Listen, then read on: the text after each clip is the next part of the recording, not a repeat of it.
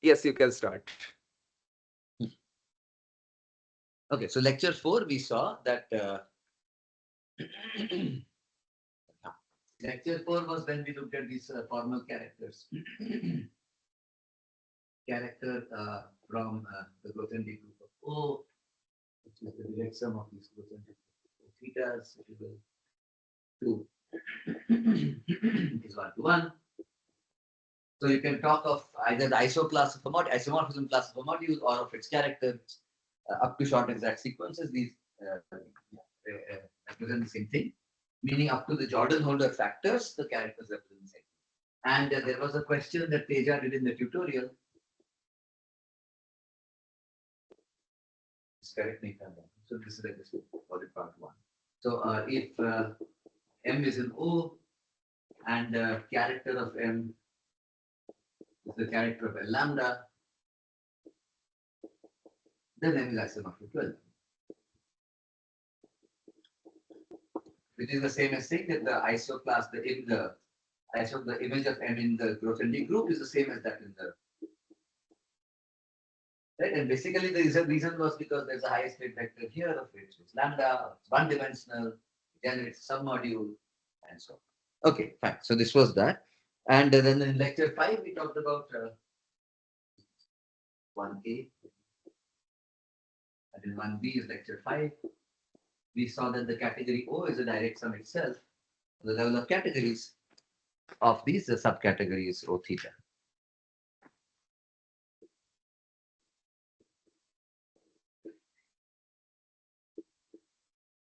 And during the course of that, we saw these long exact sequence of x, one way and the other way.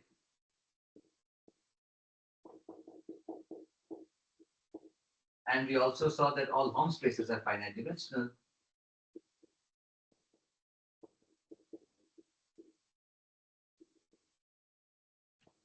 For all M&M prime objects.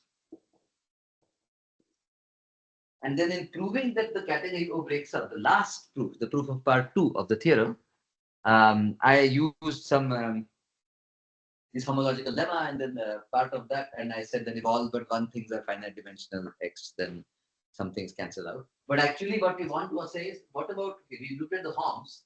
These are finite dimensional.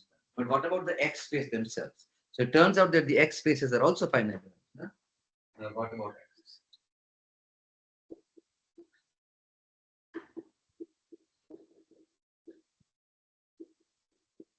And so this is the main theorem that we will prove today. It's okay. Today's lecture is good and tutorial is all by me. It will be 2 parts. And the goal of the first part is to prove this theorem. All X spaces in O are finite dimensional.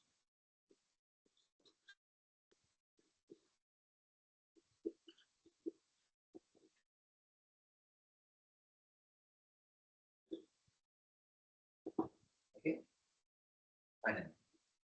In doing so, we will actually see some extra construction called a duality. So if it turns out the category O has a duality, and that we will start with that. So let me maybe start with. Let me now take a black pen maybe. Okay, so to do so, okay, this will take a lot of time to prove. So that's the goal, maybe. Okay, the first thing is to talk about duality.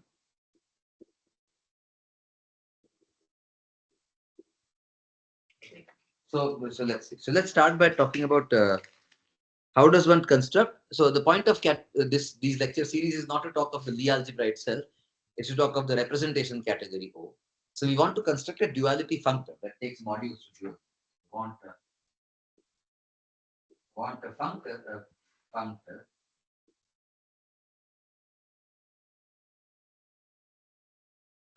F from category O to itself, uh, um, which sort of does duality. So what does duality mean? Now you know what happens with duality. If D goes to W, then you get an induced map from W star to V star, right? In the category of vector spaces. So we want something like this. So we want that reverses morphisms. Reverses, I would say arrows, but let's just say morphism. Meaning that i.e. m sorry, so let's say phi belongs to morphisms of Hom, let's say I'll just say Hom.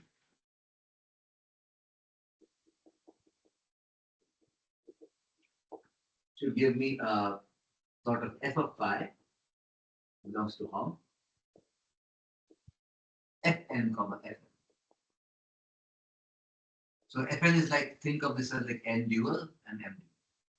So that's the kind of thing we want. We want a map that reverses morphisms. This is called a contravariant functor.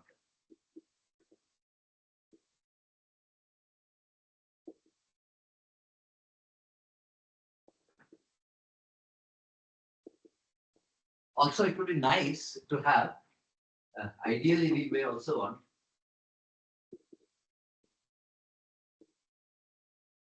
a few other things. One is that F should be exact. I mean, dual spaces or finite dimensional spaces would have the same dimension and so on. So, and then if you draw arrows, they would have the kernel here and the kernel there would be related and so on. We want F to be exact and F to preserve dimensions. Now, of course, as we said, most modules are infinite dimensional. So what do we mean by preserving dimensions? Ideally, remember, even if they're infinite dimensional, they have finite dimensional weight spaces. So ideally, we want that the dimension of the weight spaces should be preserved, which means that F should preserve character, preserves character.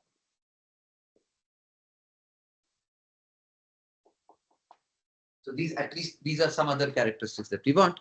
And fortunately, it turns out there exists such a functor. So let us start by constructing it, and then using this to somehow explain. This is the key ingredient in explaining why this is dimensional for every object.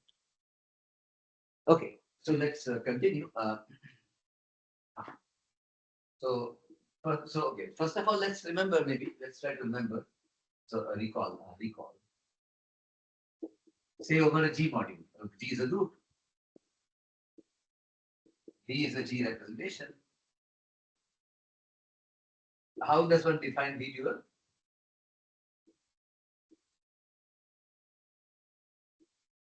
Meaning, how to define a G representation on V dual?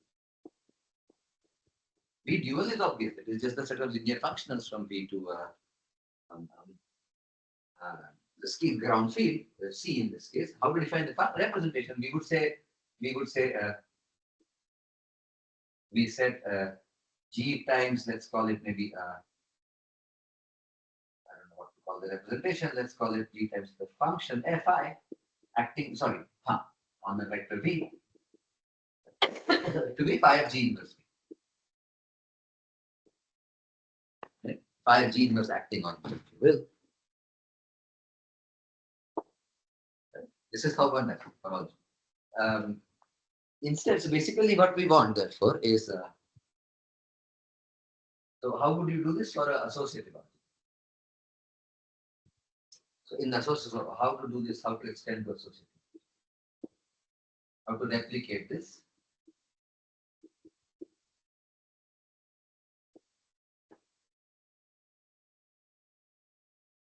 Because you see, we don't have a group anymore. So elements need not be invertible. We have a Lie algebra, and in particular, we have U of G, which is an associative algebra. Let's say A. So what we want is the following. We ideally want, we would want a map I from A to A. Of course, linear map. Such that, so why do we put G inverse? Does anyone remember this? Why do we put G inverse here, not G? The reason we put G inverse is because if I want to act by G times H times a function, then I better have that to be GH acting on the function. That's the reason why. And the way we verify this is this. You can check this is equal to H phi of G inverse V equals phi of H inverse G inverse V. And on the other hand, GH times phi of V is exactly phi of GH inverse. such that the the following for groups generalizes or holds similarly holds for A modules.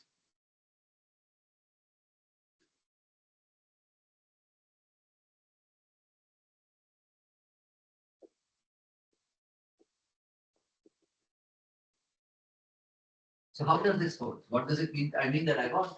So I mean IE, that is, we want. Let's write this down. So now I have two elements in A, not in G, not in the group, in A. I wanted A times A prime times phi acting on B, which is equal to what? And then there should be A prime phi acting on B.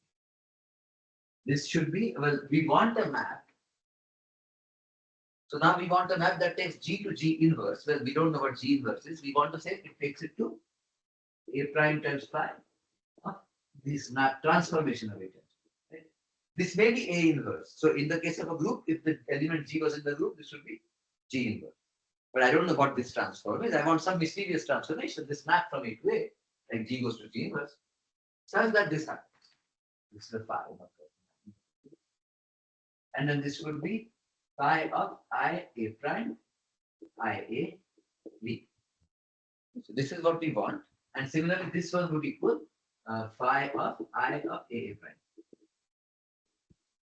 So we want these two to be equal for every vector V and every functional phi.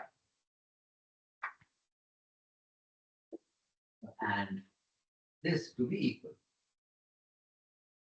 for all V in V and phi in A star and A prime.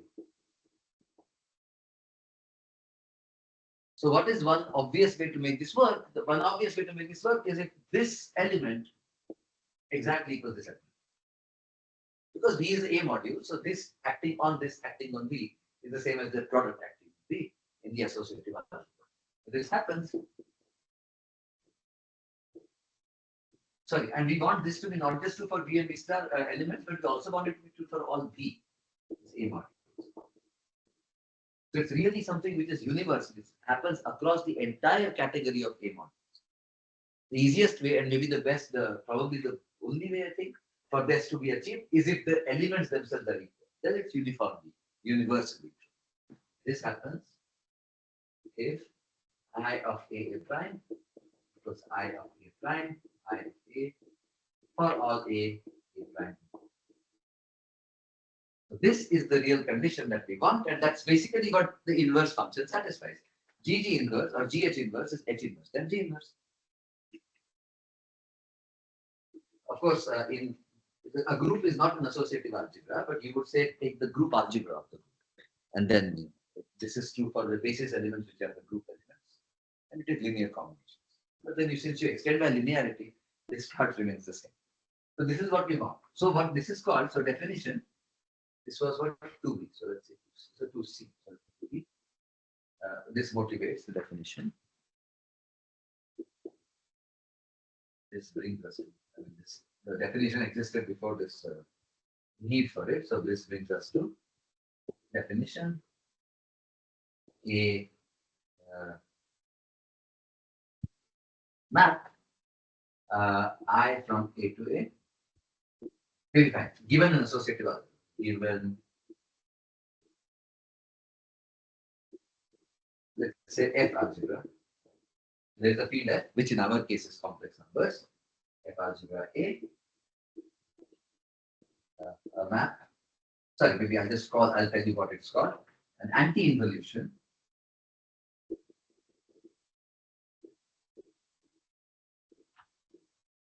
A is I set from A to A, which is the following. Or maybe I'll do slightly better, is an F linear map. Say it in one sentence. I from A to A.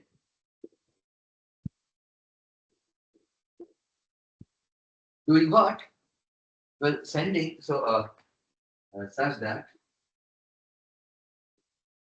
let's say I of 1 is 1. So whenever there is a 1 around in the unit in the algebra, in our case UG it is, maybe I can even say with unit.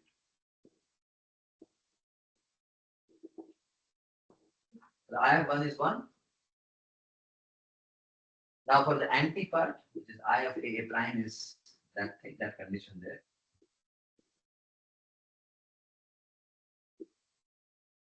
For all A prime. So this is an anti and an involution. Involution is the fact that when you square the map, apply it twice, you get back the identity.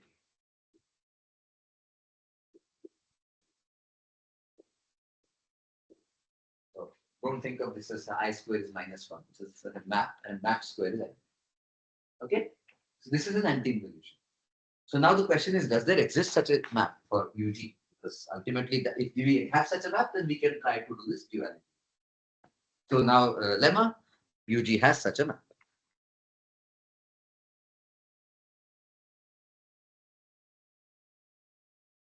In fact, and the map comes from a map, a linear map on G itself, and which can extend by multiplicative. Because remember that G, the Lie algebra G is a subspace of UG by the PVW theorem, and it generates UG as an associative algebra by just multiplying one. So therefore, there exists a map. So that's the theorem. So proposition. The G is a complex semi-simple Lie algebra. Then there exists a map I from G to itself. Okay. With the following two properties. Okay, let's see. So what I want to say rather is the following, which is a Lie algebra anti-homomorphism.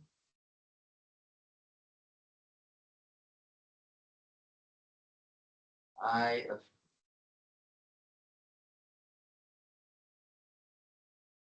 what did I write here?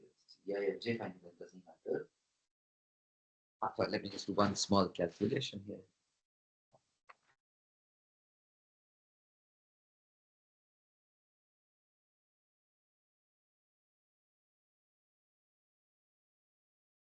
Bracket xy. Yes.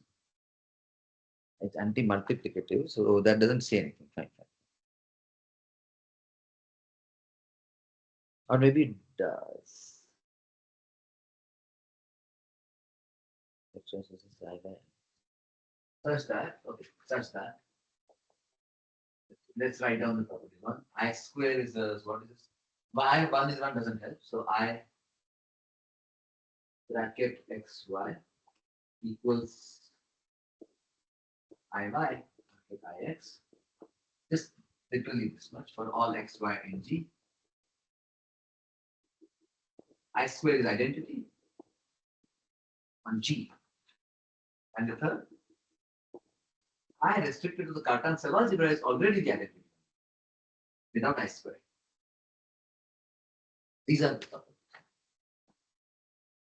Okay. And this extends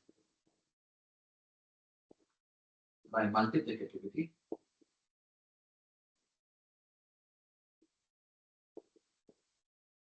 and linearity.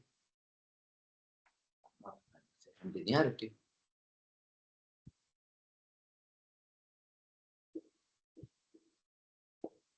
To an anti-involution of G of UT that fixes UH pointwise.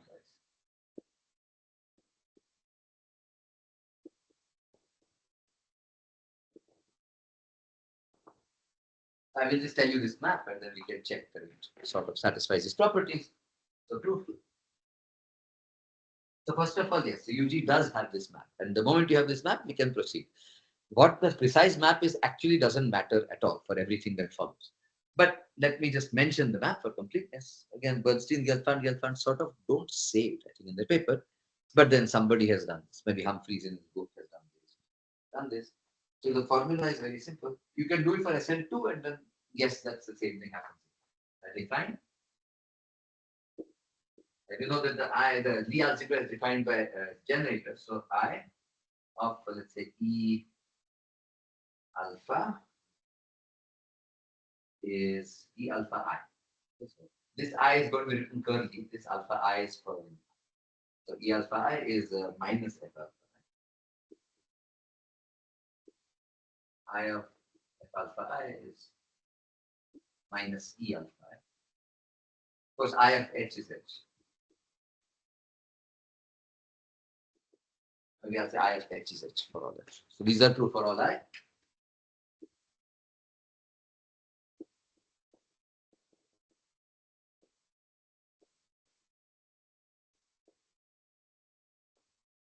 Define these guys and extend by bracket.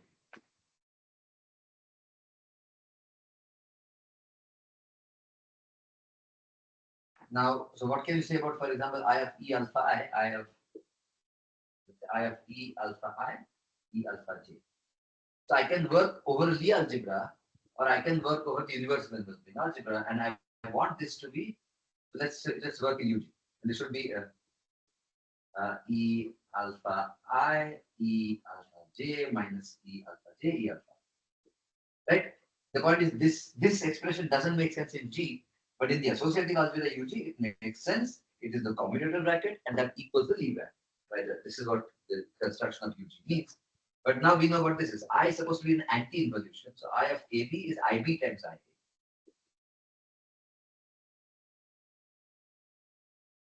Minus IB alpha I, IB.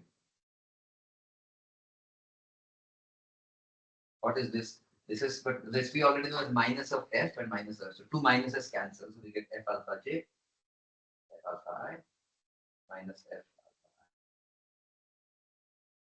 I. And the point is, if this guy is non-zero, then this guy is also non-zero.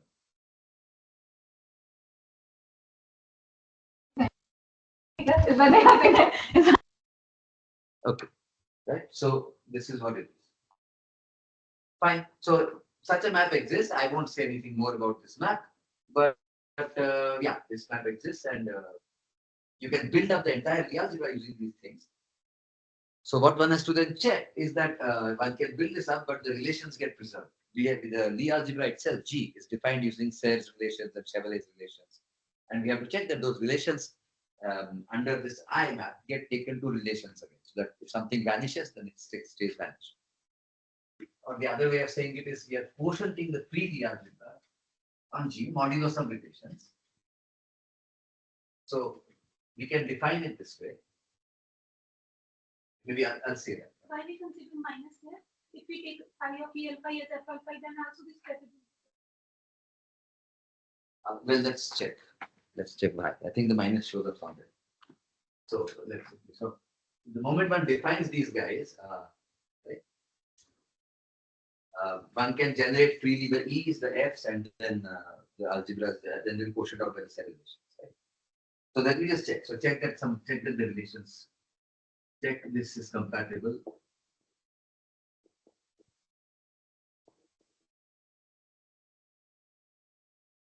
So let's, for example, look at H bracket E alpha I of this. So on the one hand, this is equal to I of alpha I of H times E alpha I, which is alpha I comes out. This is just a scalar, and then I of E alpha is minus F alpha I. Fine. Now let's look at it above here. This is what is this? This is Alpha H of E alpha. right. So it is by what we basically said here, it is minus F alpha I times H. So you understand why this has to be true. Right? If it has to extend to anti-involution, then this will, what is I XY? Maybe I should first point out. No? If I extends to anti-involution on UG, then I bracket XY. How much is this? This is I of XY minus YX. This is the I with the curly I. I of XY minus YX You can check, but that means it's I by Ix minus Ix xy. I y, sorry.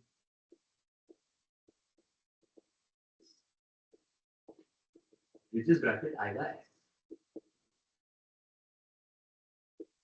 So this is almost if and only. It's necessary for this to generate it. So that's why I'm just going to directly say this. This is minus f alpha I by times Ix. And this is h bracket f alpha I.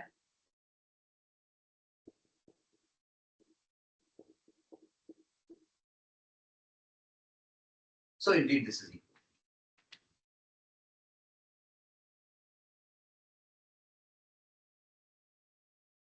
And similarly, you can check the other relations. Let's maybe do the Chevalier one.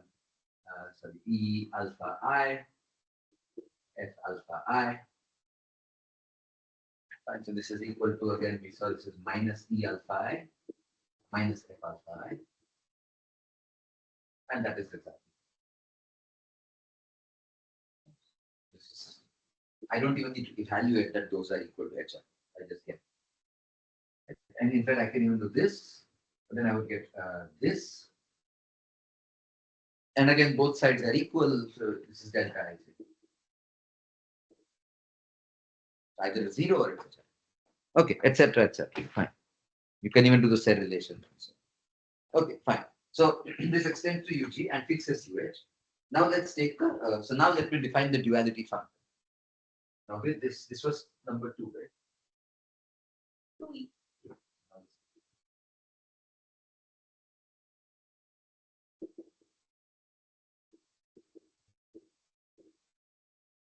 Now we can define this.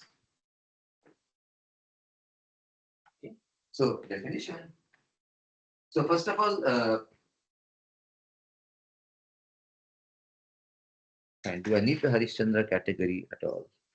I'll mention this without mentioning the Harishchandra category. Let's see. No, maybe fine. Let's mention the Harishchandra definitions. I'm going to define a slightly bigger category than category O, and then we'll get. So the Harishchandra category.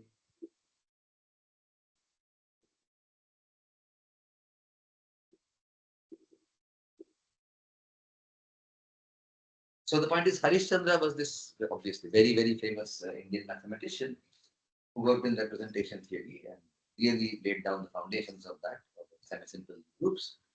And one very prominent tool that he used, one of the main tools, was a category of modules over the Lie group, which are which when you restrict to the action of the torus, the Cartan algebra, semi-simple Lie group and maximal toral algebra or Cartan algebra, maximal torus, it breaks down as a direct sum of finite dimensional eigenspaces, semi-simple over the torus.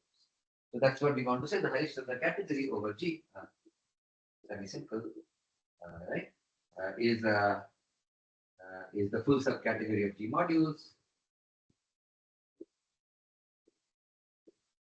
as usual. Right? With the following property, which are H semi-simple.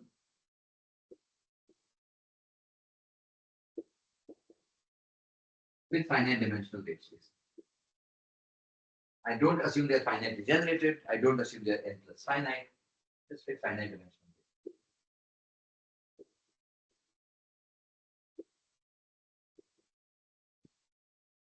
I should have pointed out the name for this category. Let's give it a name. So basically, math cal H. Cal H. This is the Harishchandra category. Okay, clearly it contains category O. I will just write it in set notation. These may not be sets of modules. Okay.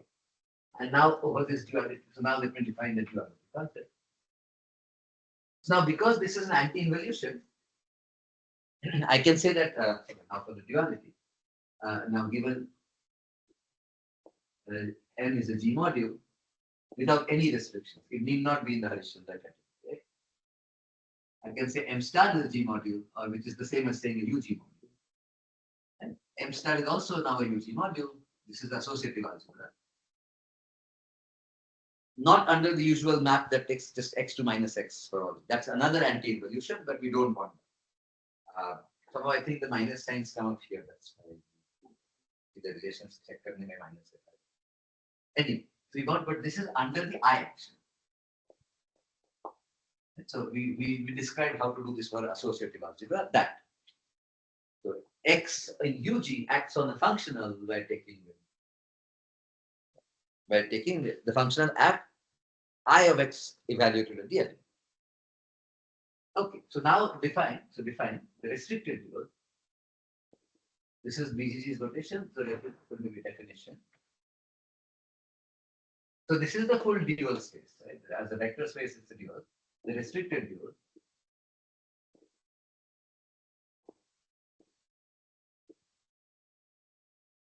f of n of a module. So now I need to take a module, not any arbitrary module of, let's say, of a module M in the Harishchandra. For example, in category O, is the subspace of M star spanned by the weight vectors.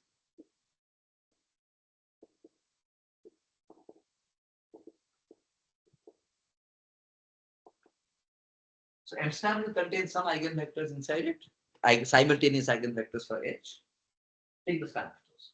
That is called F. That's a smaller set than the full set. Okay, so that's where we are going. Okay, so now let me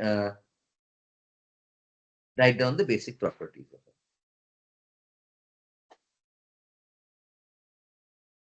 So maybe, and this theorem, I don't know how much I can have time to prove it. The first part, maybe I'll skip.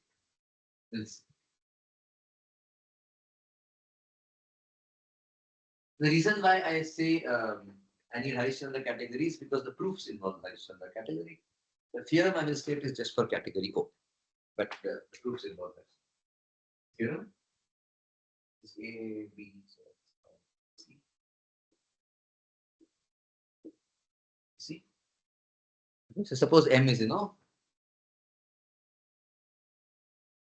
maybe even O, or do I even just, I can maybe just work at anything in H. I can prove a stronger theorem, then I should just prove a stronger theorem. Duality. No, M in H. Very good. Harishchandra. So I don't need the weights to be bounded above in finite cones or n plus finite, nothing. Anyway, but every weight space is finite dimensional. And let M mu, I'm going to say I goes from 1 to, let's say, N mu, be a C basis of M mu for all functionals, for all weights. So M is that semi-simple, meaning it's the direct sum of these guys, and all of these guys can be non-zero. I don't care. But each of those guys is finite dimensional. So it has a finite basis. Let's just give that basis a name. mu1, mu2, mu. Define the dual basis now. So define.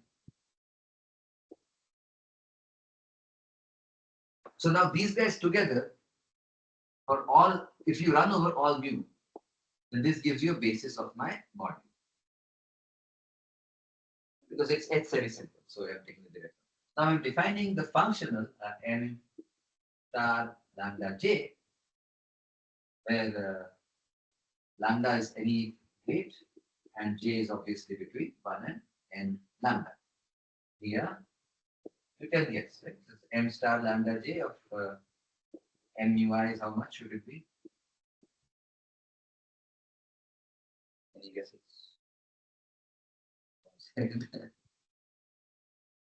So mu is some arbitrary weight, lambda is some arbitrary weight. You should think of these as dual basis. So therefore, you will get delta j. Ji, delta ji, yes. But before that, there's a delta, two deltas. Let's say ji, ij. The other one is that the weight here should be the same as the weight here. Otherwise, this will just kill every other weight space. So delta lambda mu, but then delta ji is lambda corresponds to j. Delta lambda mu and delta ji. Okay, so that means this really is the dual basis.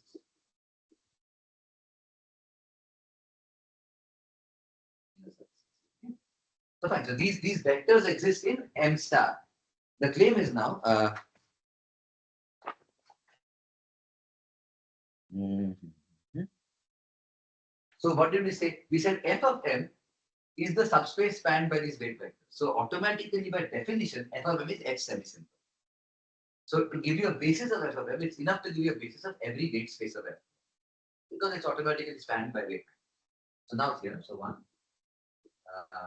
these m lambda j's, the m lambda j's are the basis. M star lambda j's constitute the basis or of Fn lambda, the weight space lambda. Okay. That's the first point. There are four parts to this proposition of theorem of this, the theorem on duality. The second is the character of m lambda, the character of f of m is the character, which means that i.e. So f of m is also in the so not i.e. So f of m is also in the Harishchandra factor. That could have been said as the part one as well. 3. What else do I want to say? F of f of. So what this is basically a duality functor. So as we said, ideally we want duality to double dual should be equal to dual. It should be the original module as G modules. And this is true for all modules in the Harishchandra category, not just for category O. And the fourth one is also interesting. It is that if you take Homs, how does this behave with Homs? So we have to also explain how this behaves with X. Yeah, so maybe I should just mention this right now and not prove anything. Let me see. Yeah,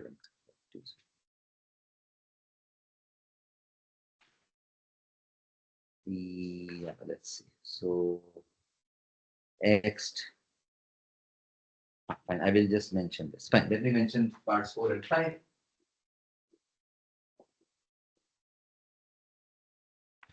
Now, where am I mentioning? It's parts 4. 5. 4 is fine. What about 5? 1 second. Homological properties.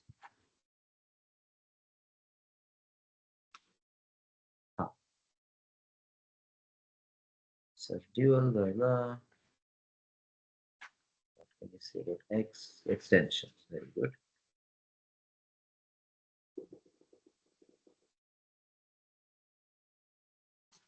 This is just a family. Where is the FMFN part? 1 second. It should be true here also.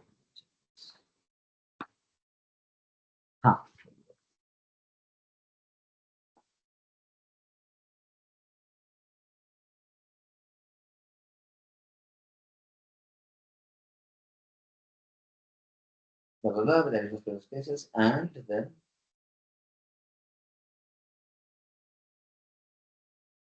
F is scaling.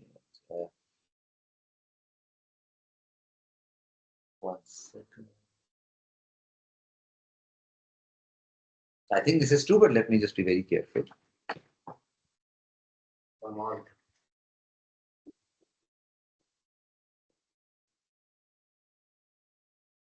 So again, these are all full subcategories. So whether I take Hom in H or O or G modules, whatever.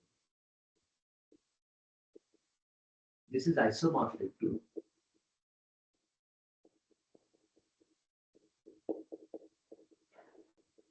The reverse order. And the fifth one, which is what I will not prove for all, let's say, M. I think it's probably true in H also, but let me just say, if you look at the next ones, and now I want in O or in H. I just care about the H semi-simple. The other parts, the other properties stay axioms stay preserved. F of M comma n prime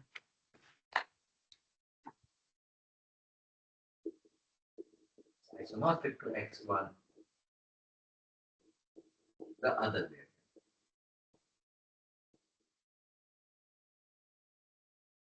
Okay, so these are the properties in the theorem. Let's prove some parts of this and I won't prove some others. Today is the last lecture and I need to get to a certain destination. Okay, partial. This was part C, so let's call this part D, partial proofs. Okay, so let's start with part 1. Some parts are okay, so we'll do some parts. So part 1. The first claim is that the m star lambda is a linearly independent. Whether they are a basis or not is the hard part. The spanning set. Independence is okay. So first of all, m star. Maybe I'll call it part. This is part 1. Sorry. We claim that the m star lambda.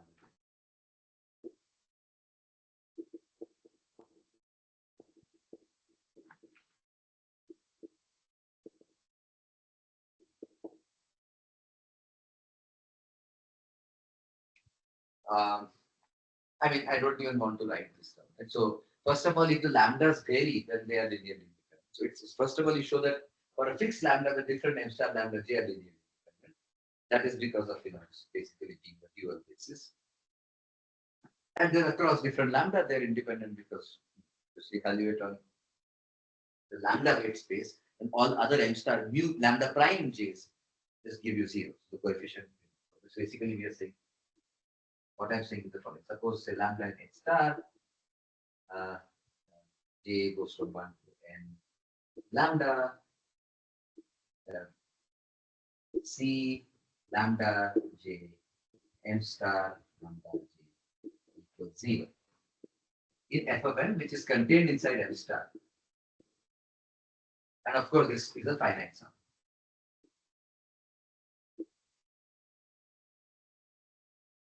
Because overall sum is finite, but that means I can just take the first sum to be finite.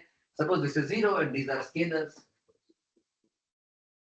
Then what you do? Well, you evaluate first of all at all the vectors in M mu for mu not equals for say lambda 1 or something. And yeah, I'll just say this, evaluate suitably, and this is linear algebra, so evaluate at suitable elements.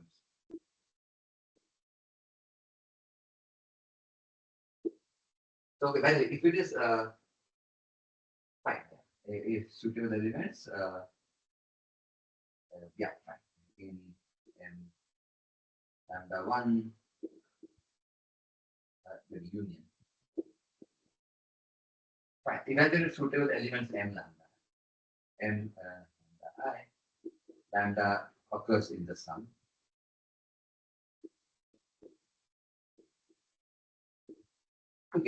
Together also. Show all C lambda J. You can work this out. So that's the first claim. The moment they're independent, now I need to prove the spanning part in some sense. But before that, I want to prove that these guys are also weight. Claim 2. That m star lambda j is, of course, it's in Fm, but if it's in Fm lambda. The proof.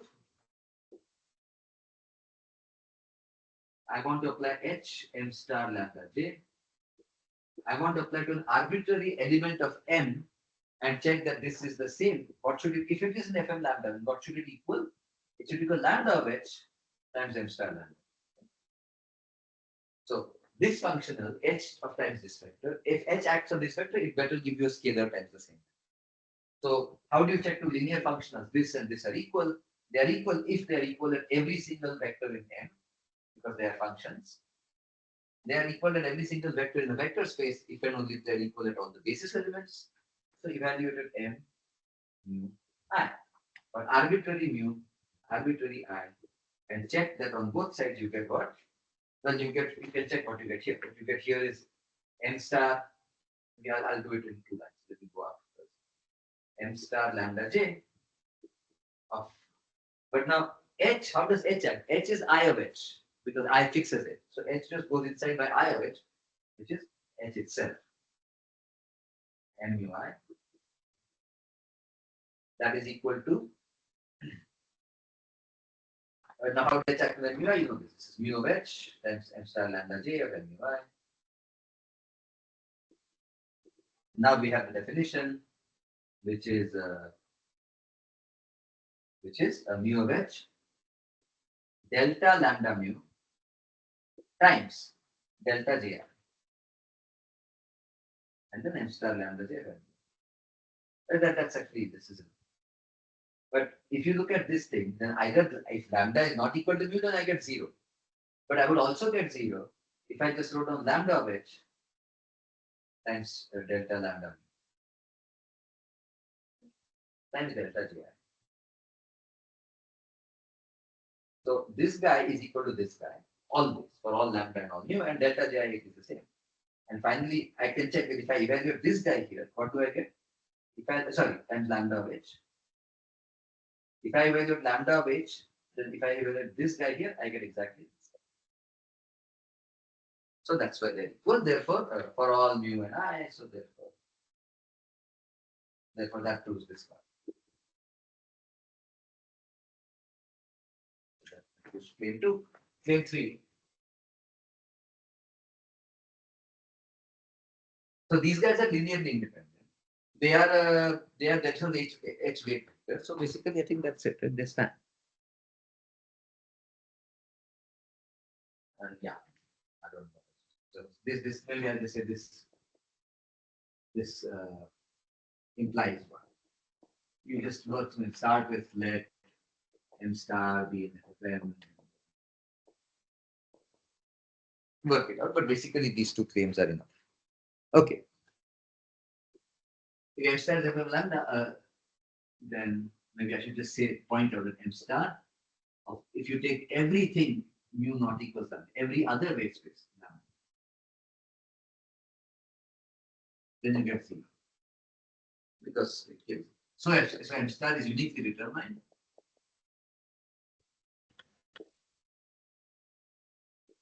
Determined by the values on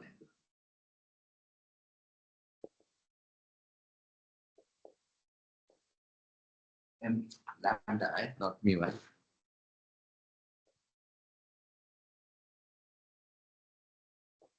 So given that this is true, but then once you have this, then you can literally write down m star as a linear combination of the m star lambda I. Okay, this is one. Part 2 is obvious from part 1. These give you a basis.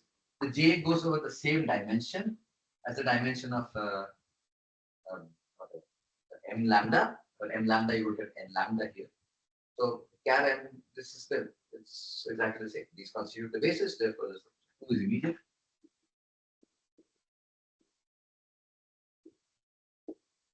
Is immediate from 1. 3. 3 is basically the following. What is f of m? Is first of all because of this duality. So basically what we are saying is this. Maybe I'll say it. F of m is the direct sum over lambda and x star, m star, m lambda. That's what it really is, right? It's really because of the point is these guys are a dual basis. So that means that every weight space, so f of m's lambda weight space is the dual space to lambda. M is lambda weight space. Okay, so that's really what one should think of f of m as. It's the direct sum of the dual spaces of the individual weight spaces. The whole thing is infinite dimension. If you take dual space of infinite dimension, you get really big space. But if you take dual space of finite dimension, then you get the same dimension. And then you take the direct sum, you get the same character. So now let's look at this guy. This is equal to the direct sum of the fm lambda dual. But that's just the same as saying it's the direct sum of the lambdas, m lambda double dual. And as we know, double duals are good. M lambda is any vector space of finite dimension is isomorphic to its double dual. Has the same dimension as this double dual. And not only that, let's write down the module structure on f of m. F of m. Maybe let me say the following. Let f of lambda have basis lambda. So we had m, then we had m star. Let me call it m tilde. This is the double dual. Again, mu. So I equals 1 to n mu. Yeah, same n mu. This is a module.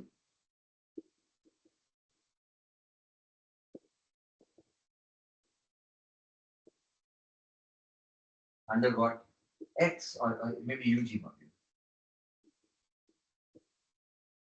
X is an element of UG times m tilde. So remember, now elements of f of fn are going to be called m tilde. How does this act on a functional, on an element of m of f of n, which I will call m star? How much is this? Well, this is equal to m tilde of x m star. Sorry, of I of x m star. Because that's how duals behave. And now remember what double duals do. How do you do double dual evaluation? So this is the definition of double dual. This is the definition of the f of n part. Double dual is it's whatever this functional is. This is some linear functional. It is to be evaluated at m. If you want, so if you don't want to think of m tilde and n for arbitrary, what you can do is the following. The correct thing to think of is think of these as mu i's. M tilde mu I. Because that's really, it's enough to do this evaluation. It's enough to check that this condition holds for a basis of M tilde. F of F. And these guys actually give you a basis. I can take a further tuple mu. So this is the basis. Because of that, now this is the G module under, I can just look at the basis here. I could even look at m star lambda j here. But again, if you want, but if you don't want, that's fine. This is m mu I. Right? And now what is this? This by definition again, this is how you define the dual f of n. This is equal to m star of I of x double i's m I.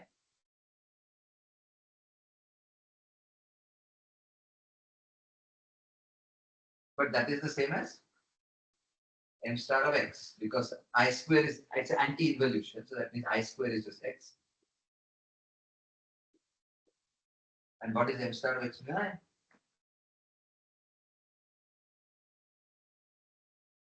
Do I want to say something more now? So that's basically it. So evaluating m star against x m tilde mu I is the same as evaluating m star against x.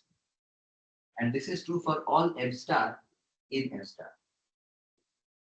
That's the whole point. So I take some arbitrary vector here, and I get the same vector here, x times x mu I whatever, against the same m star. So therefore, that is why that's so. So let's m tilde mu I, sorry, m mu I going to m tilde mu I. So maybe, let me even extend my linearity here. Summation mu comma I, the summation mu and summation I goes from 1 to n mu c mu I m I going to the same double summation c mu I m tilde mu I is a natural isomorphism of G modules. It's the exact same structure. Is a G module isomorphism.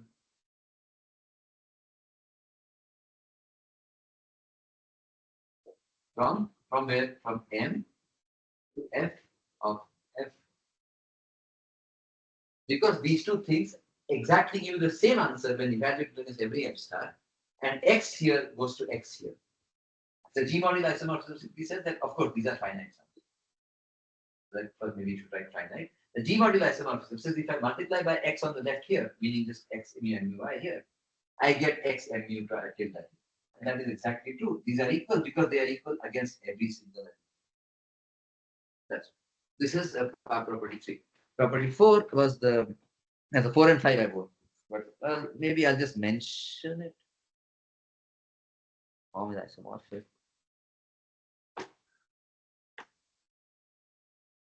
No, I won't prove 4 and 5 because we are almost 1 hour into the talk. So, but this is sort of, you can expect this is true. Now, so the partial proofs of 1, 2, and 3. 4, 5 are proved. I will stop the proof here. Okay. And I will get to this theorem and then, well, let's see, maybe I will end up with,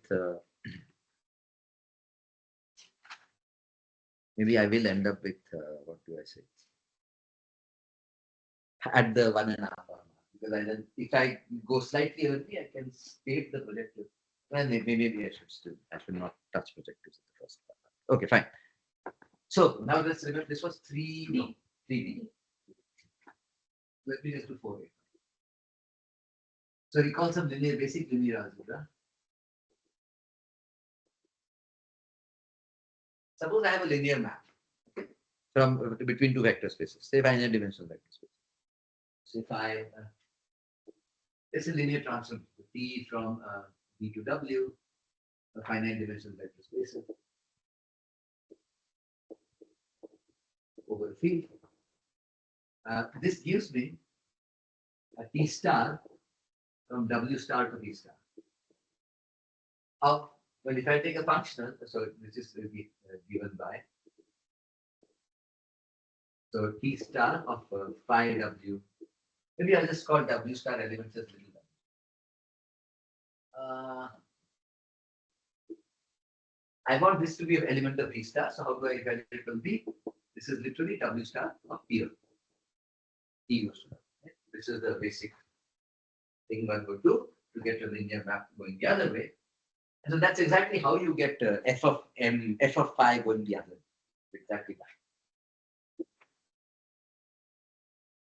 Maybe I should have defined that. Maybe let me not call this 4a. Let me call this proof of part 4 because maybe I should at least define this. So 1 second. So maybe it's just got. Let's just mention part 4. So now. So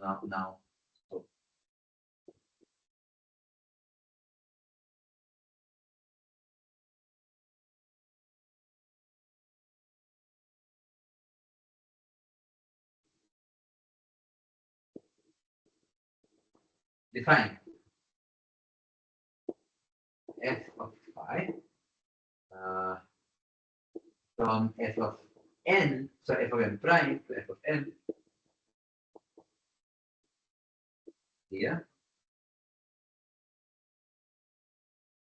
F of phi of a functional n prime star lambda comma j.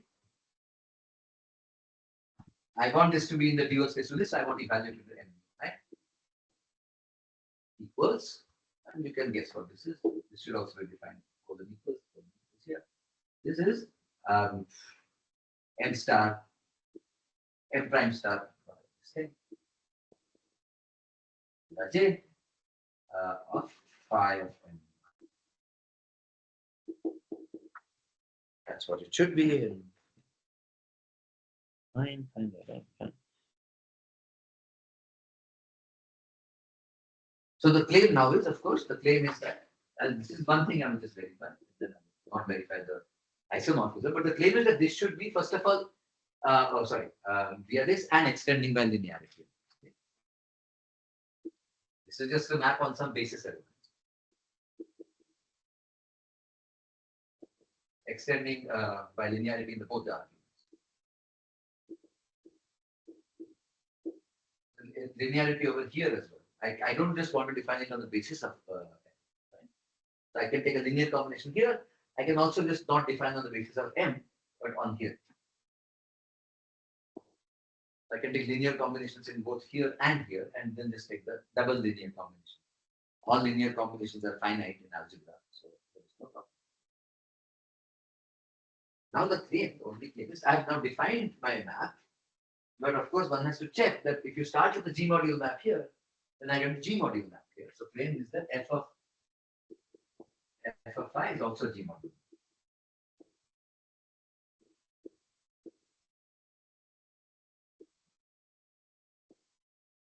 F of this is a phi, not a proof. Let, as usual, x belongs to UG. We will again use the anti-involution. And then let's check. So what do we want to check? We want to check that f of phi of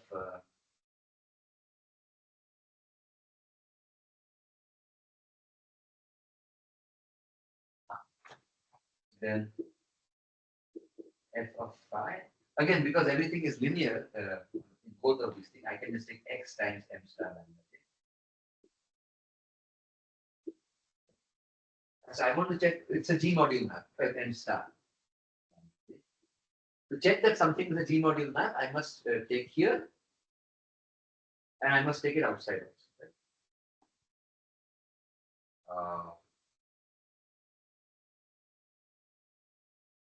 So f of phi should land up in f of phi should take this element m star lambda j prime m prime star lambda j to a dual space element here. So I should check that I should also get x of that dual space element.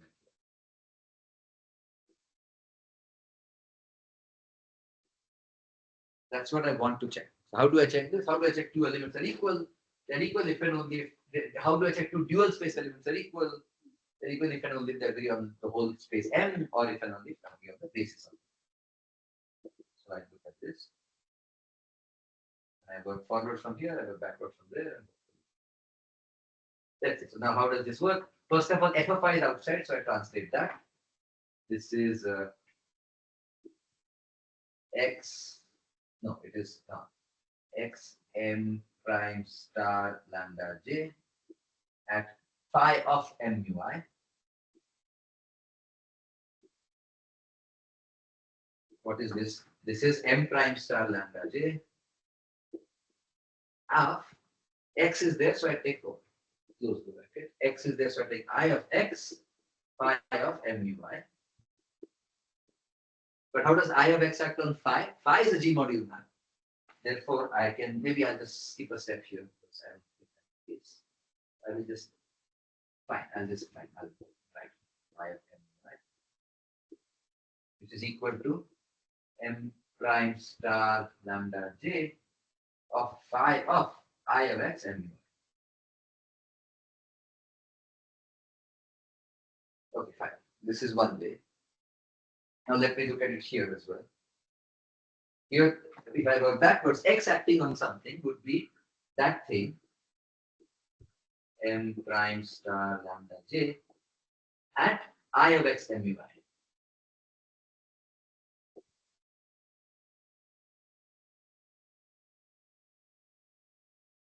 And that is pretty much exactly this. That's what we are. Okay, that's why the f is indeed a G module map, and now I won't verify part 4. That's why this is a partial proof. We are not verifying the rest of it.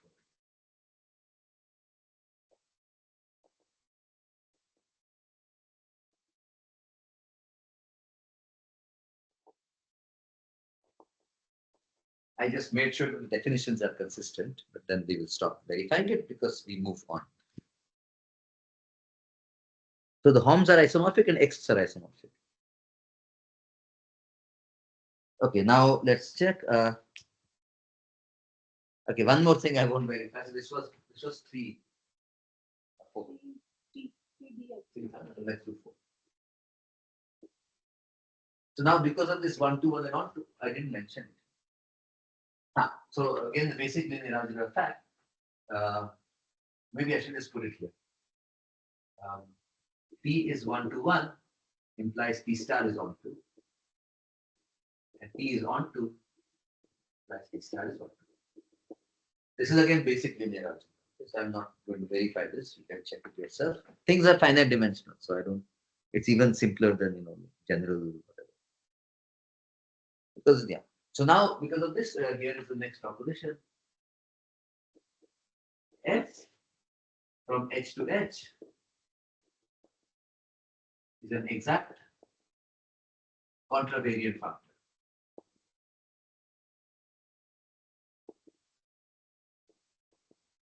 And it squares to the identity, and F square is equivalent to identity. Identity is a functor, F is a functor, and the square is equivalent to identity. It's equivalent to identity because we checked that F of M is isomorphic to M, and now because of this exact contravariant nature, that makes it. F square becomes what we call covariant. If M to N, well, maybe I'll say that. I'll mention a few things. I won't verify this completely.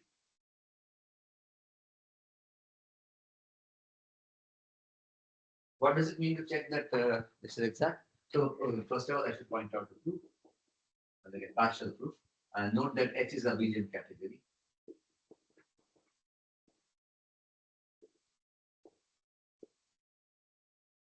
Why? Because again, these are H semi-simple modules. So submodules are H semi-simple. Quotients will be H semi-simple and with finite dimensional gate spaces. So it's indeed a abelian category. On this, we already said that if this part 3 or 4 will be defined it here. This means it gives you contravariant functor.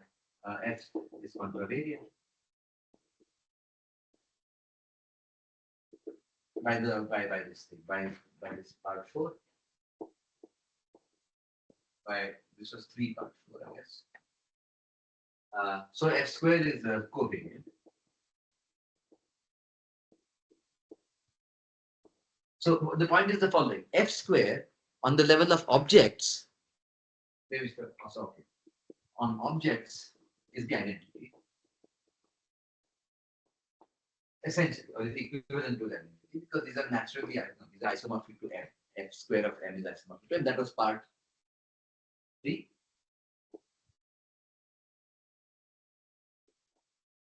And on morphisms, it is covariant.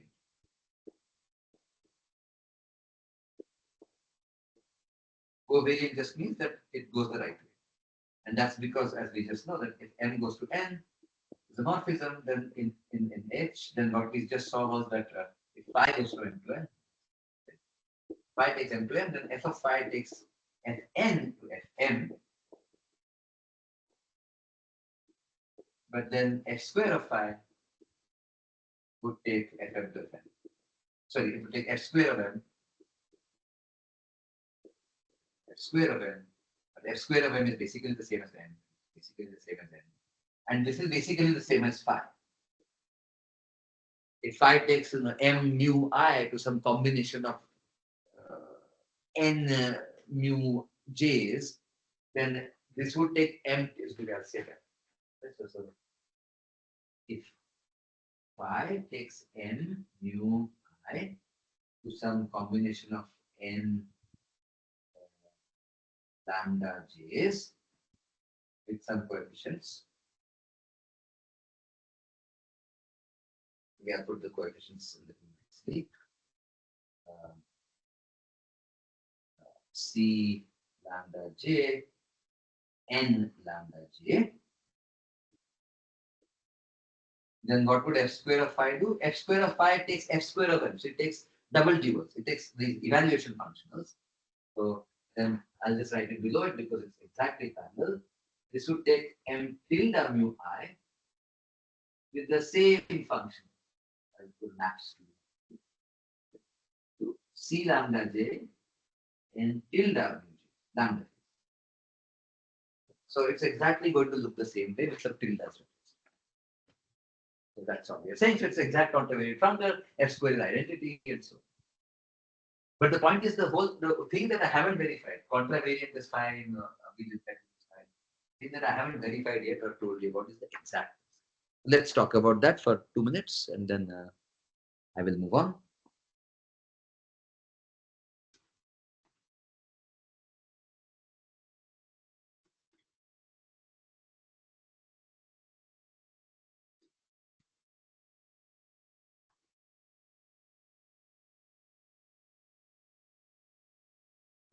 So exactly.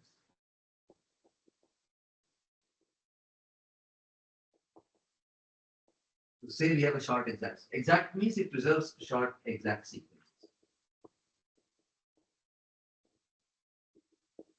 I could have worked in a smaller category O also, but so far I'm working in the bigger category because I don't need the rest of the structure, the n plus finiteness, the finite generation. I don't need it.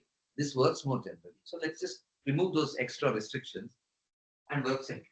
So, okay, now then what we know is that, so that means that I know 0 to m prime to m. So what does that mean? It means that the kernel of this guy is the image of this guy. Image of 0 is just 0. That means the kernel of this map is 0, which means this map is 1, 2, right? Which means that 1 m prime to m is 1 to 1. But then that we just sort of basic linear algebra that I guess f, and this was phi, then f of phi from fm to fm prime is on 2. And similarly, m to m double prime is on 2. Why? Because the image of this guy, the kernel of this guy is the image of this guy. The kernel of this guy is 0. Something is wrong. The kernel of this guy is all of m double prime. Sorry. This everything goes to 0. The kernel is the full module. That is the image of this map here, that we call it eta, is the full map. So therefore eta is on 2.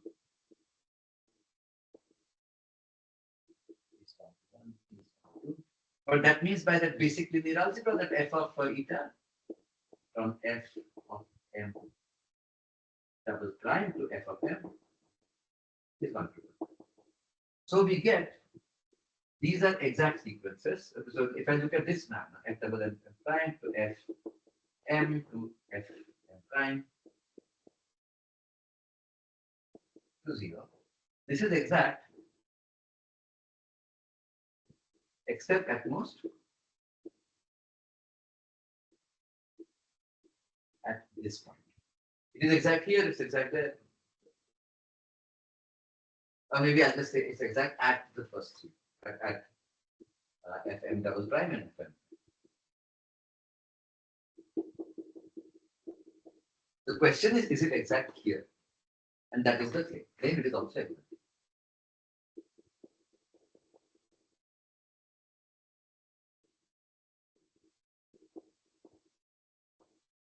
Okay, so I won't say this. That's all I'm going to do. But now here are two corollaries of this result, of this fact that f is a exact contravariant. So corollary 1.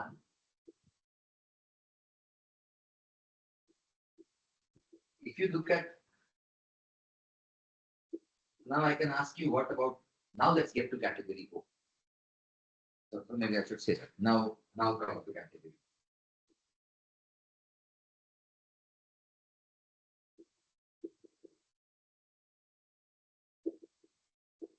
Corollary 1.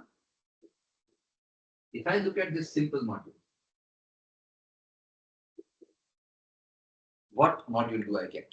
I get a module of the same character.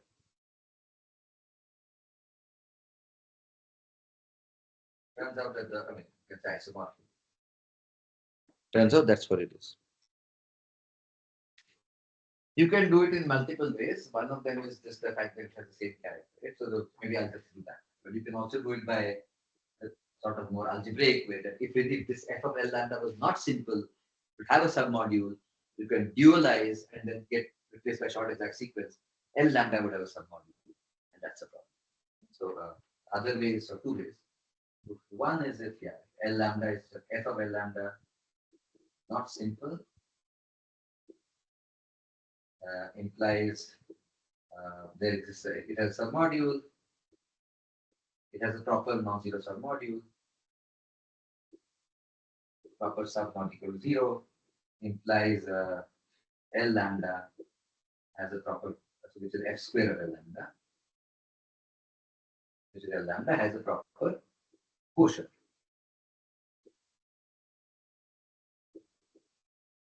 And that means, but that would mean that L lambda is not simple. Maybe I'll just say that. So this is, I'm sort of obviously not writing down all the details, but you can try and complete it. The other way to do it is just, I will just mention it but not write down, is that f of L lambda has the same character as L lambda. And you can check that, of course, the question is, why is it finitely general?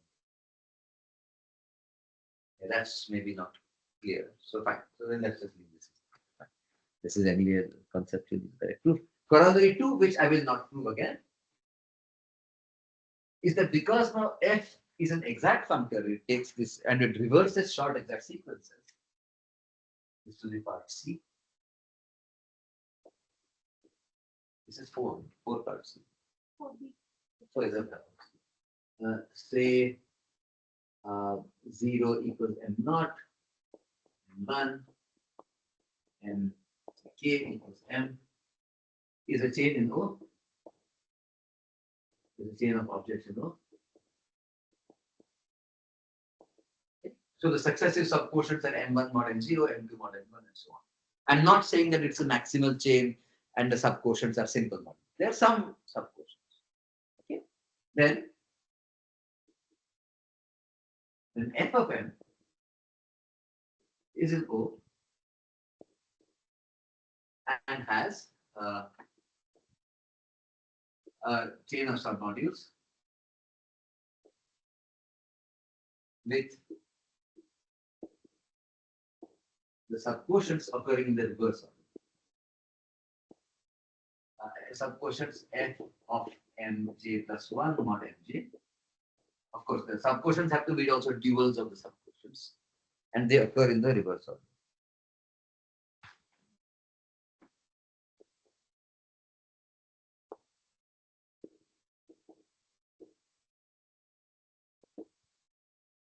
And that's because f is reversing short exact sequences, and the full chain of submodules is literally a bunch of short exact sequences put together. We saw this earlier the time.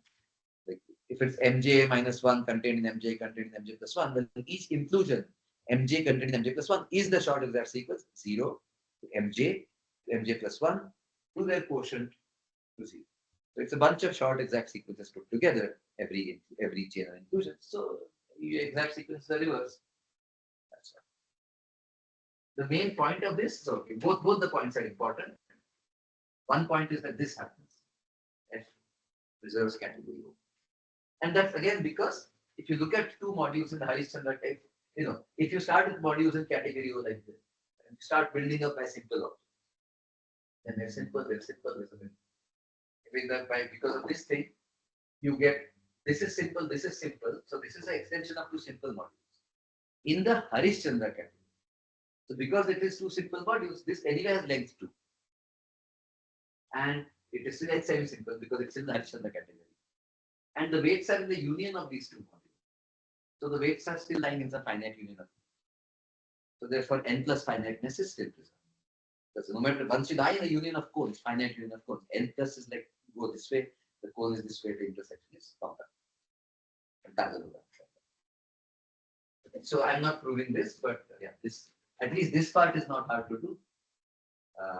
Can be done using exact contravariance f and induction of the length.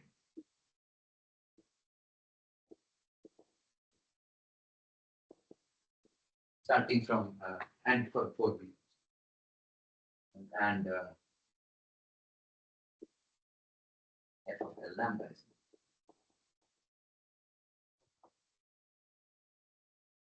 So in particular, maybe I'll call it corollary 3.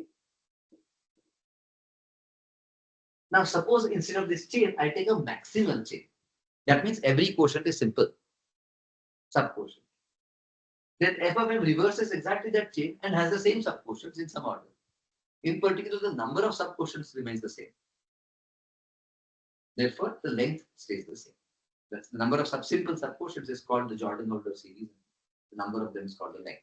So, by letting the above chain be maximal,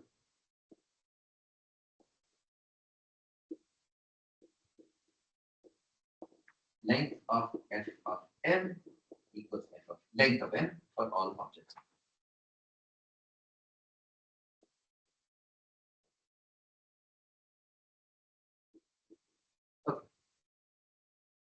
Okay, so great. So we are in the final stretch. So now finally, so this can be done, and I'm not going to do it. And the last thing I want to do, this is still 4 now. So now let me do 4 now. So now 5. Proof of the theorem. What was the, recall the theorem itself? The theorem was that just like the Hom spaces between any two objects of O are finite dimensional, the X spaces between any two objects of O are finite dimensional. The way we are going to do this theorem is again using the fact that objects have finite length. So because they have finite length, we will start with the X between length 1 objects, which are X between simple objects. So let lambda and mu. Sorry, this is the I'm skipping, so I need to write down the proposition.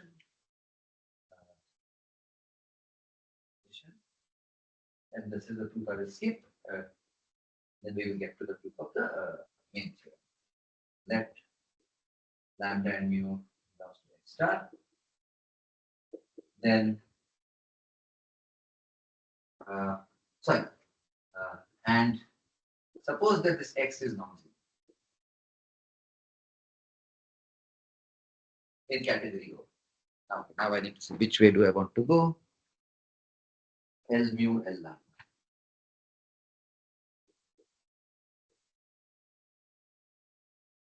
Then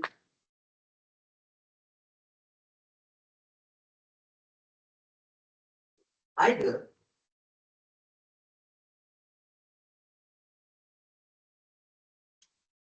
so what does that mean? It means that I have 0 to L lambda to L mu to some module M to L mu to 0.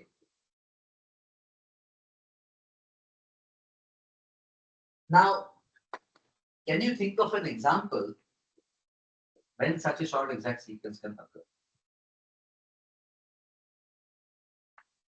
It occurs, for example, when my module is Verma module mu, which of course subjects onto L mu. And then there is a composition series at the back of it. Verma module has the maximal module has, of course, the N max, and that quotient is L mu. So maybe I'll write that down here. So it occurs, so maybe I'll just. It occurs, e.g. I have the Verma module here. Okay. This contains the N max module. This may be containing some other I'll just call it M. Maybe I'll call it M. This contains some other modules and contains. There's a finite chain. There's a Jordan order series. Right? But every Verma module, every high street module is a unique maximal quotient, module, submodule. And this quotient here was L. We can write the quotient. We haven't seen the blue pen.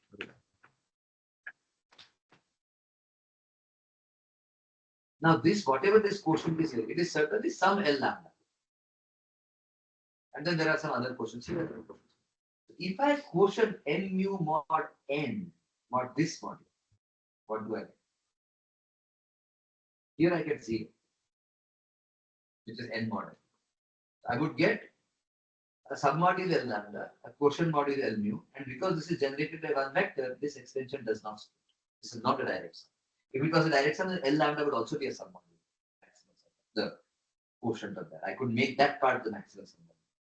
I could lift N with this L lambda to get maximal sum. The fact that I cannot, the unique maximum, means this sum does not become direct. So this is an example of what happens, right? The claim is this is the only set. This has to be. And either, so I'll say that, either which is bigger here, mu is the highest value. Mu is bigger than lambda. And this is what happens.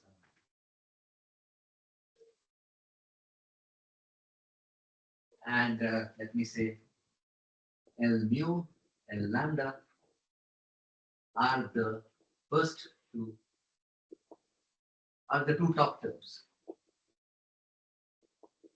of Jordan border factors in M lambda, M mu. Sorry. Either this happens.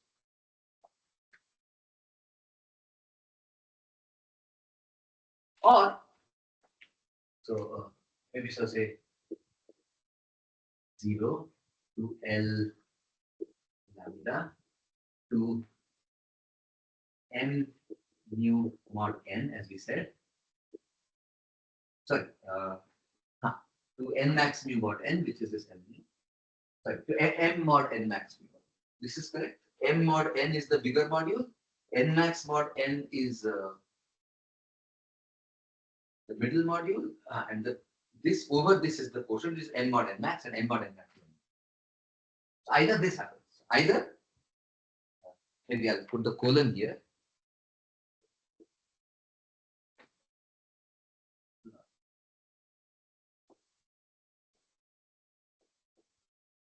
This or B. Mu is less than lambda. It can never be equal in particular, and it's always comparable.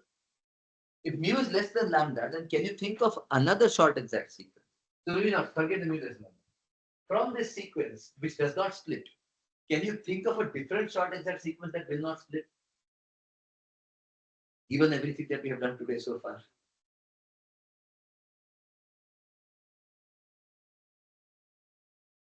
And the answer is simply apply the duality. If the dual functors, so that takes it to a short exact sequence in reverse order. If that sequence was exact, was splitting, then if you apply duality again, then you would get a split sequence, which was the original sequence. So because this doesn't split, applying the duality doesn't split either. And that's what happens. When mu is less than lambda, then I would have something like this. It would be somehow f of m lambda over mu. So then I would have this functor. I would still get L lambda, L mu. I'm going to change this one. I would certainly have this because if lambda is bigger than mu, then certainly this is non-split. But I don't want this. I want the sequence to look like this. L lambda should occur on the left. So what do? I dualize. When I dualize, f of L lambda, so I get L lambda here, which is this f of L. This is the one I must actually put at f. And now here I get a mu.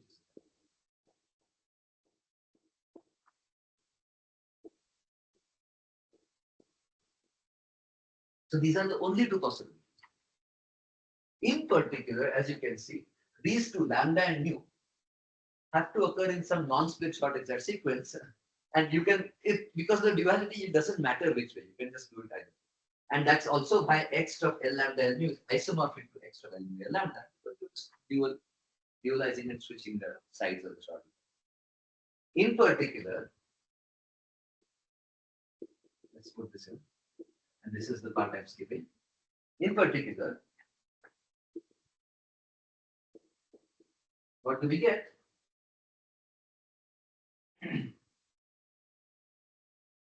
In particular, you see lambda and mu occur as the top two terms in a Varma model, which means they have to belong to the same central character.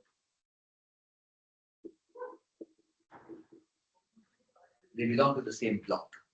And this is the point. We said that extensions across different blocks are 0. Extensions in the same block can also be 0.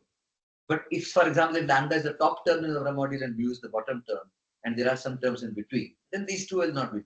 But this will be linked to the next guy. If you think of the Varma module as some modules occurring one after the other, every lambda is linked to the very next guy. So this is the statement of this corollary 3.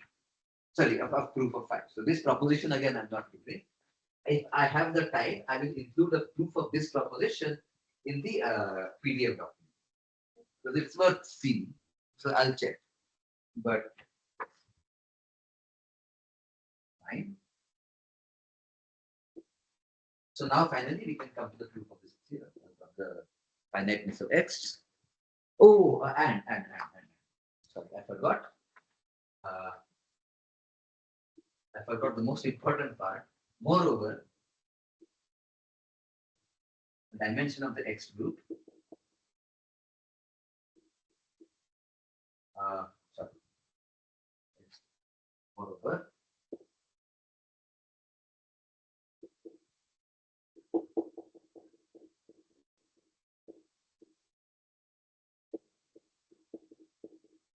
is always finite.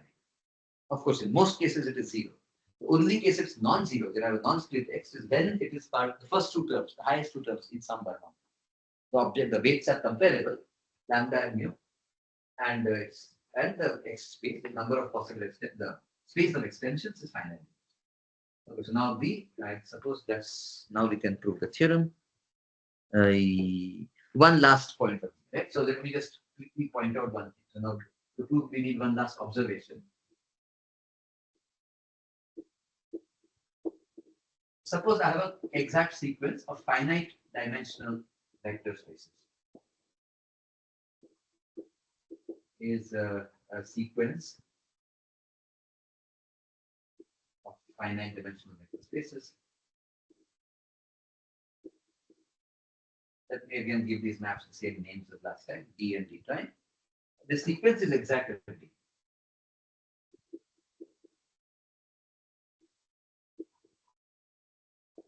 Sorry. I'm not assuming finite dimensional yet. A sequence of vector spaces exact at B. If A and C are finite dimensional, so is B. So I don't know a priori that B is finite dimensional. I do know that these two are finite dimensional and the sequence is exact at B. Then I claim that the same thing happens. Why? Proof. Maybe I should call it a claim, not an observation. Anyway. The proof is the following. What is the dimension of B? By rank nullity theorem. The dimension of B is equal to the dimension of the kernel plus the image. This is the image of B prime plus the kernel of plus the dimension of the kernel of D. But what do you know about the image of D prime? That is contained in C. C is finite dimension. This is less than the dimension of C. And what about the kernel of D prime? B. Because it is exact, this is the image of D. Well, kernel of D prime. So this should be D prime. But the kernel of D prime is the image of D, which is the image of D. Well, A can have some kernel part, but certainly the image of D is at most the image of D is at most the A itself, the dimension.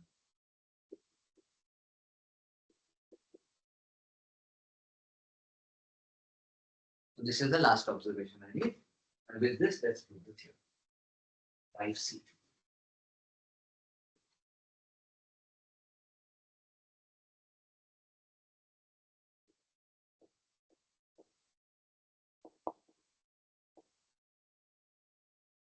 The theorem is that every two objects of category O have finite dimensional extensions.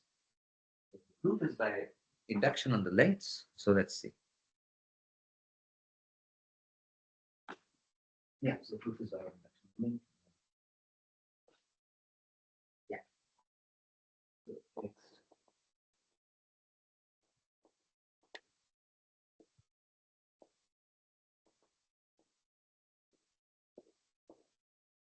So first, okay, well, we first show this.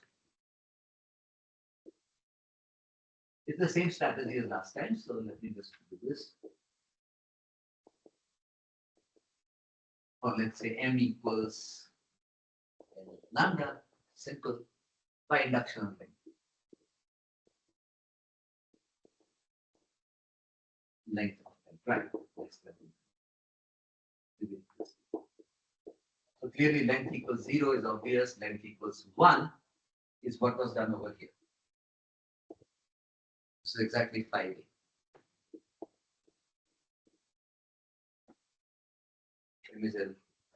Maybe M prime is L. No, I'll say L.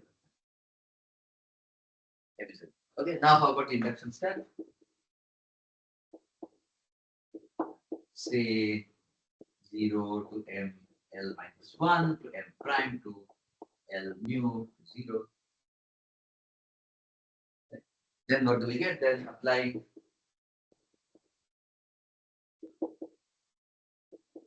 now we know what to do. This is abelian category. We apply this form functor to the short exact sequence. We get a long exact sequence. that is typically abbreviated as LES. You get the following logical sequence: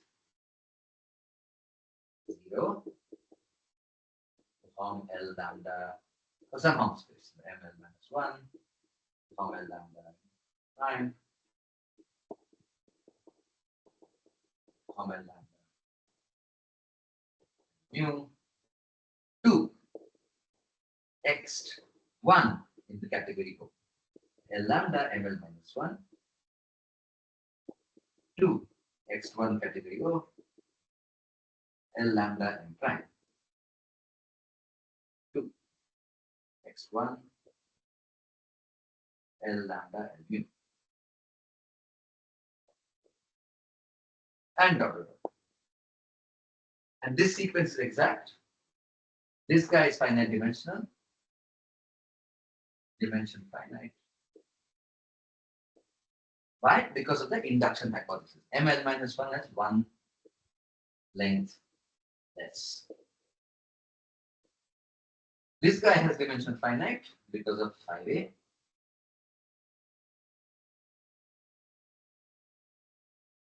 And therefore, this guy has dimension finite because that's exactly what we just observed.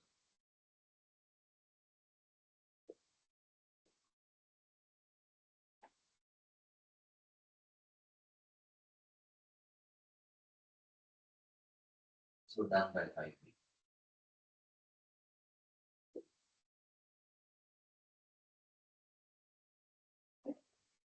And now I won't even write the, I won't spell out the second one, but now, because we saw this yesterday, now do similarly. Laplace form. Now, now prove general case.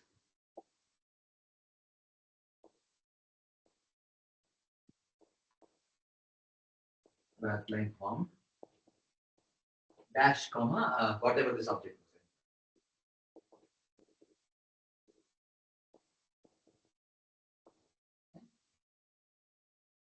Where this I'm not spelling. So this is why all the x's are finite dimensional.